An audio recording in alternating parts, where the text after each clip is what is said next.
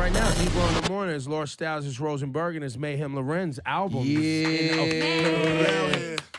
Meyhem. Rosenberg's been a long-time supporter of yours. You obviously, I heard about you first through Bronson.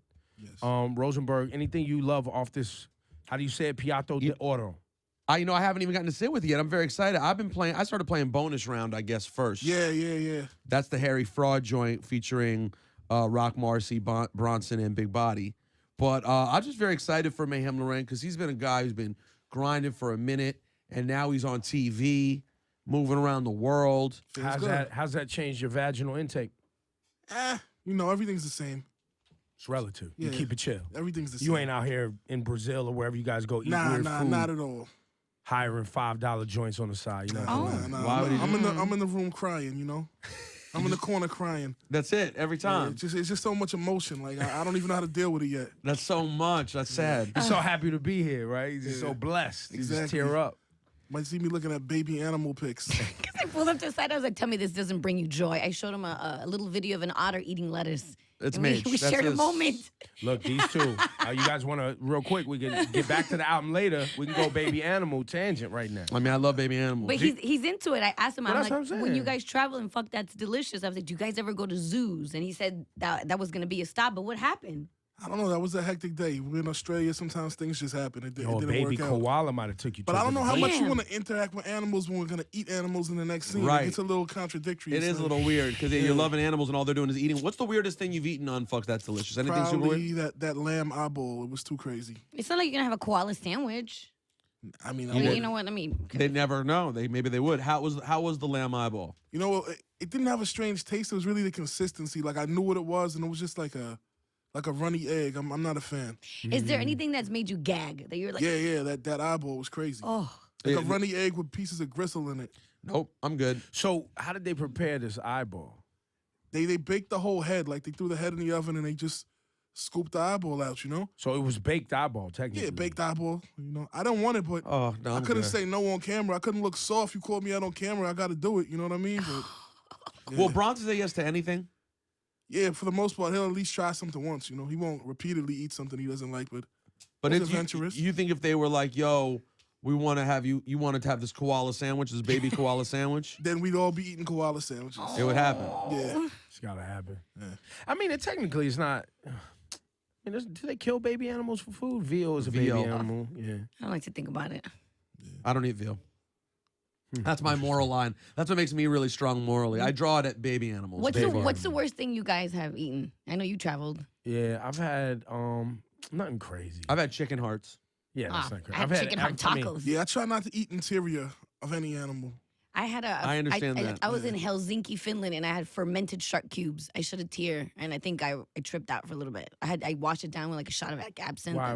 Well, the absinthe had you tripping. That's why you were tripping. But the fermented shark cubes, it was special. What Does good it or have like bad? a? Oh, it was fucking disgusting. It was the worst thing I've ever eaten. Does it get you high? The fermentation. Of I the meat? wasn't at that point, guys. I was so nauseous and dizzy. I just had to sit down. I don't know why you even did that. I wanted to get involved with the locals. I was in Why- Helsinki, Finland. I was like, "What do you guys do? What do you guys eat?" And he was like, "Oh, have this." So I tried it. Mayhem, why do you say you stay away from the interior of the animals? I just never been a fan of it, you know? Guts. You don't like guts. Yeah, liver, hearts, intestines, you could keep that. Mm. I like limbs. Give me a good limb, you know what I mean? Yo, when you No, have on this, a limb. yo, Give me when a you good cheek. honestly, I think this conversation might make someone a vegetarian. Okay. Because when you have this conversation, it makes you realize how crazy all of it is. Yeah, it's nuts. Like, nah, I don't prefer to eat the interior. And it makes sense what he's saying, but it's like, then when you're like, well, what do you like to eat? The fucking body? Like, what are we eating? Why are we doing this? These little animals, why are we eating them? Season 2 coming soon. Yeah, he's going to keep going. So you haven't decided. I mean, obviously you're getting paid to eat everything right now with it, but you even on the show, Fuck That's Delicious, you draw the line at intestines and things. You're not doing it. Yeah, pretty much. You know. But he didn't necessarily say no if he was put Right, on the that's what I was spot. waiting for. I mean, it's all based on the situation, you know what I mean? How I feel, what side of the bed I wake up on. But How long you been rapping for? a while. Long time. Yeah, Over a decade. about a decade. I'm saying I've been taking it serious since maybe 08, 09. And what made you go serious with it? When other people took it serious, you know, like I was on a couple mixtapes then, and when people started taking me for real, I had to take myself for real. So And what were you doing before rapping? I was just existing, you know, having fun, enjoying life. Existing. Living. Yeah, living, really, you know. Are you and Bronson childhood best friends? 12 years old, 7th grade, so Pretty you know, much. Seventh early grade. adolescence. 7th grade's pivotal. And how did you guys connect? What was the bond? We went to junior high school together, and we really linked. We had like they had different classes, like shop classes. So you had like gym, wood shop, things like that. And we both took cooking, which is ironic because of everything we're doing now. And we were the two dudes in the class who did whatever they wanted. Like we make like donuts or biscuits or something. Then I noticed I'm like, yo, this kid's bringing steak in. He's just doing whatever, and I'm here bringing chicken and doing like things that weren't assigned, and we just linked up. Wow, That's through tight. cooking, Through cooking. not through rap. Nah, we neither of us rapped in. We listened to rap. Like, yo, we used to go to Sam Goody on Tuesdays and each buy a different album and then borrow it and switch them. Like, you know, rap was always part of it, but we weren't rapping there. Do you remember any of those days specifically? Any albums that you bought and switched? Because I know my Tuesdays. I remember a lot of You key remember days. every Tuesday? No, but a lot of times if you mention one album, I'll remember the other album that came out the same Radio's day. fucked my life up. Because I never had that joy. I've been on radio since I was 15, so I never really had the records. I mean, I The record did, store joy. like amoeba joy, buying vinyl and old vinyl. No, but that's not different. Not release day. Yeah. Release never day had that vibes was joy. fun. See, I don't remember exact records, but 96, 97, 98, those were the years we were doing But you're that. going really hard. Yeah, I mean, classics. God bless you. That was everybody's. And- And you were and- alive. And when did you guys try rapping? And did you try together? Nah, I rapped first. I rapped before. And he used to just like, that's my man, you know what I mean? He used to come to the studio, smoke blunts, chill. And then on the way back, he'd rhyme in the car, and I'd be like, oh, she's nice. What are you doing? And threw him in the booth, and he did what he did, you know? How long was it just you rapping?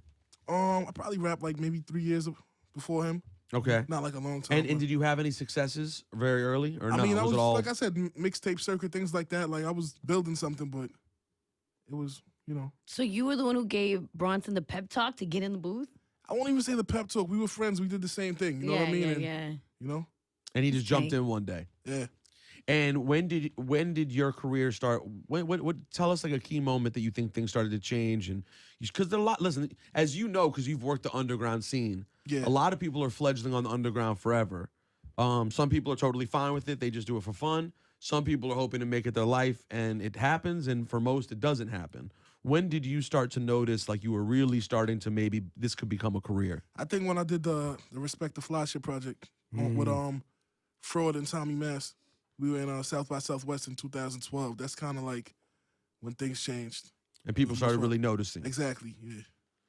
What's some of the downsides of traveling around the world with Action Bronson and Alchemist? Downsides? Is there any downside? Yeah, I mean, if there's no weed around or there's no good weed, it's like they become very moody and That's what I very, very figured. crazy, you know. But you know, I love my friends regardless. But like, You're not a big weed smoker I don't smoke at all. at all. Drink? Once in a while. You know, I have a question. You and Bronson traveling. You guys fly first class now. I mean, you guys are big out here, wherever you're going. But when you guys were flying coach, you guys sat next to each other on the flight? Nah, never. He would never sit next to me because Y'all too big. Like, y'all, Not that's a even that. seat and a half. as I pass out, I snore and it gets ridiculous. Nobody wants to be next to me on a plane. So you see Mayhem run on a plane? No, it's a nightmare. Run. Yeah. Go the other way. You haven't got that sleep apnea checked out yet? Come on, man. I got a CPAP machine and, you know, Oh, You sleep with the mask? at times. I'm not testing you. I don't want no problems. Yeah, no. You thought I was clowning his sleep apnea. Nah, you see, him, no. you see his face grill up. The mask changed Sife's life. He was Yo, needed. listen, the mask made me Yeah. a new man. Why do you think I made it here now? If I didn't have that mask on, I wouldn't be here Really? early in the morning. So it really changed how you sleep. Yeah, 100%. So when you don't have it for some reason, All right, when no mask, I sleep for like 10 hours and be tired. With the mask, I sleep for 4 and be wide awake. Like, you know what I'm saying? Like, Wow. Well, what is it? It improves the oxygen flow? Is that what it does? yeah, you know what it is? It's not even, you know, I have a big neck. I have a special neck and shoulders. You know, the Lord took a lot of time with my upper body. So, that's right.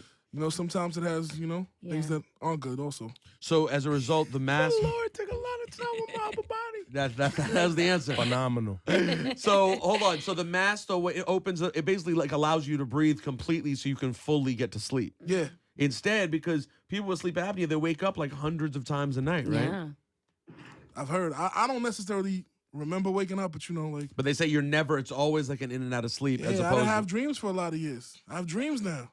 wow. What do you I didn't That's get to ill. REM sleep, you know? Yeah. hitting that REM right now? Getting that REM. good REM. We out here. Yeah. You Everybody have- hurts. You have some good dreams lately? Ah, Anything crazy? nothing too crazy. Damn, I like when I have chapters in a dream, like when you go to sleep, and I don't remember them now, but then you go back to sleep later and it picks up where it left off. You ever So had weird. those? Yeah, it happens, and that is so weird. I was dreaming like I don't remember anymore. Fuck, but I was dreaming like shit today when I slept late for work. I was. It In must have been good. No. I was in a world. You didn't Does- want it to I end. felt the. Zzz, Does your dream go into reality? Like was I in your dream calling you like, wake your ass up? no. let's go to work." I just heard the vibrating. Was like, what the fuck's going on? And then I was like, and then I remembered for a minute what the dream was. But the problem is, this is the problem with getting up late and being an asshole. You end up rushed, so you forget the dream. 'Cause I Yeah. got too much shit to do. Instead of just being like, hold on, what was just Well, happening? now that you're a new dreamer, like you're kind of new in the dream. Yeah, game. I'm still learning all You're a this. dream you know? rookie. What you just described, like I haven't even gone through that yet. It's coming. You'll see. I'm a big, but like my wife never remembers dreams. Like I remember dreams all the time. So some people don't remember, some people do. Yeah, you may never remember a dream. That might just not be your thing. Or you may just know. Sometimes you just wake up and like, damn, I was just on an adventure. I don't remember what it was, but I feel like I've been doing shit for the last 2 years. Like where was I? Because and it'll feel like you've been dreaming for hours, and really it was just 5 minutes. 5 minutes. Yeah. I keep you posted though. I let Will you everyone please let us know Thank you. what happens? 100%. I want to know about this. What market fucks with you most? Where does Meyhem Loren get the most love? Yo, it's strange. I just get love just random places. Like you can't call it. You can't pick your fans. You just embrace them and love them that's back. dope, though. You know. So one thing I like about myself is that I really get all kind of love when I do a show or an event. Like you see all various walks of life, shapes, sizes, hair colors, skin tones. Everybody comes out for me. You know what I mean? Let's tell you. Does it trip you out sometimes? Like you know, I hear your music. It's very golden era rap. Like you are of that cloth, right? And it's well done. It ain't like you trying to be that. Yeah, yeah. it's There's some just people who's authentic. trying Yeah, and you just nah. being yourself, and you can hear the difference. Do you get joy out of seeing that? How far hip hop has come, right? Like your perception of it as a kid, all of us, you know, we had one perception of it. Now where hip hop is today, it's so vast, so many different walks of life, so many ages, so many different ethnic groups. Like I love that shit. Yeah, I mean, it's a beautiful thing. It makes sense to me because, you know, like I said, in terms of when I came up, like, it was already There, becoming like right. that. So I'm just keeping tradition going, really. Yeah. Are you currently going out on tour in between this first and second season of Fuck That's Delicious? What's the plan? I mean, there's a bunch of spot dates. There's not like a full-blown tour setup as of now, but, you know, hopefully if this project does what it's supposed to, I'll be moving, you know? So I was looking through here. You got obviously the Harry Fraud record that Rosenberg spoke about. Large Professors on here, Queens. Muggs. DJ Muggs from L.A. I didn't know this kid, Super Dave. You said from Long Island, but you say he did some work. Yeah, he's dope. Alchemist is on here with a joint with Action Bronson. Of course. And so who are these other cats that are on here? I've never heard of. I'm not in it. Ice Rocks. Oh, Ice Rocks. That's my homie. He's actually my DJ on the road, and he's dope. Production is amazing. Seth Silencer. Seth Silencer, he's new. I actually met him recently. He's a cat out of Flushing. Banger. Some of my favorite joints on the album Really? from him. Yeah, he got the first record you gave Yeah, to yeah, him. exactly. That's a you know an important Who's slot. Farhat? What is that? Farhad, he's a gentleman from overseas. He's a good dude. I did the 2 singles with him, the Money in My Badman Pocket Ting. and the Bodman thing, you know? So, The Bodman thing is tough. Big Yeah. Body Best sound like something too, right? I mean, Best is an amazing human in general. Shout out to Yeah. Big Body Best. And then obviously Muggs and Large Professor. How hard was it to get with Large Professor for you? Nah, yo, Large is actually one of the first people I met doing music. So, I know Large for a long time, and we kind of just had this joint sitting on the side for a minute, and I asked him, like, yo, could we use this for the project? And he was just like, no doubt, and we just threw it on there. Bomb. Were there ever any moments where it was rappers have a lot of pride, and you got a great opportunity because you're plugging along, and then your boy blows up, right? And Bronson becomes a huge star.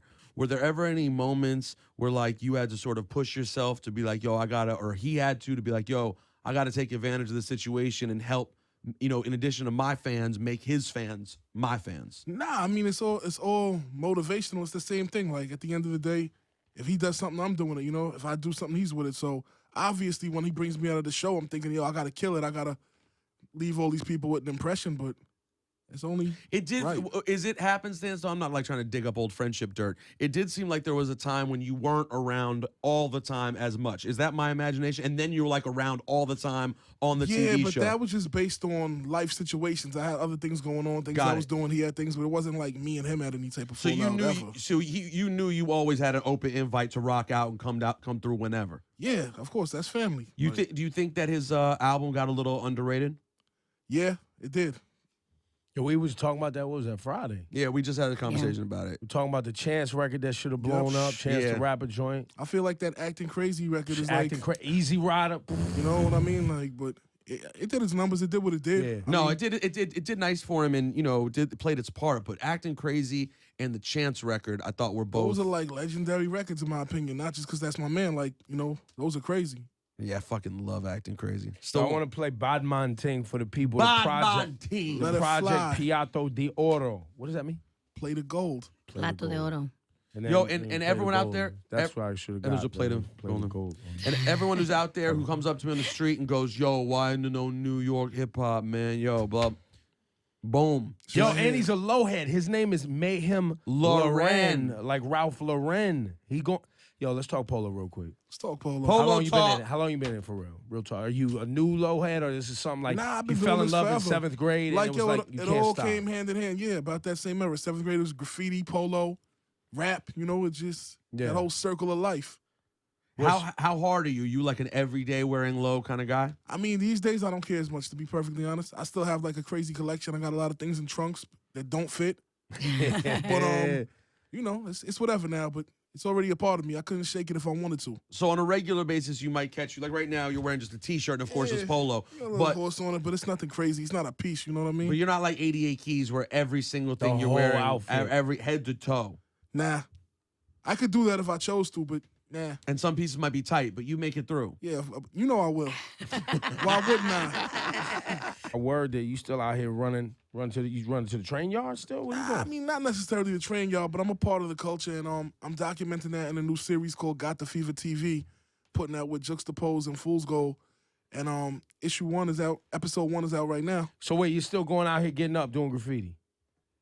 I'm not saying We're not I am, but supposed to be saying that, I'm Paul. documenting it being done. You know what I mean? Got it. Are You you know? fuzzing out everybody's photos so they don't get ran up on Nah, because they you trying to know- get people felonies? Well, not everybody's wanted. Yeah, it all depends on the person. Some Yeah. people want to cover their face, some people don't. It's, I tell people whatever makes them comfortable. And what are you talking to them about? Just graffiti and the whole culture, front, top to bottom? Yeah, just how they got their start. Like, basically, I'm giving a lot of people who never got a chance to tell their story the opportunity to tell their story, show what they do, and get some shine. Now, Laura, you're heavy in the street art world. I mean, I'm a fan. You're a fan. That's- You're heavier yeah, than anyone else on the I program. have to make sure that I'm just a fan. That's it. All right, but that's it. I guess what I want to hear too, and maybe you can chime in on this, Mayhem, before you get out of here. Now that people are becoming millionaires, former street artists, graffiti artists are becoming millionaires, I've heard a lot of complaints, right? Like, like always when somebody blows up, people, oh, this person ain't real and this person ain't real. What's the overarching vibe? Are graffiti artists generally happy that street art's being embraced? I mean, everybody's different, to be honest. I'm happy, but I look at it as two completely different things. It's kind of like when people have a problem with newer hip-hop and in terms of golden age, it's like, whatever you hear, trap music is cool, but it's not that. You know what I Right. mean? It's two different So things. that's kind of how I look at graph and street art. Like, I like both. They're just different things. They shouldn't even be compared, really.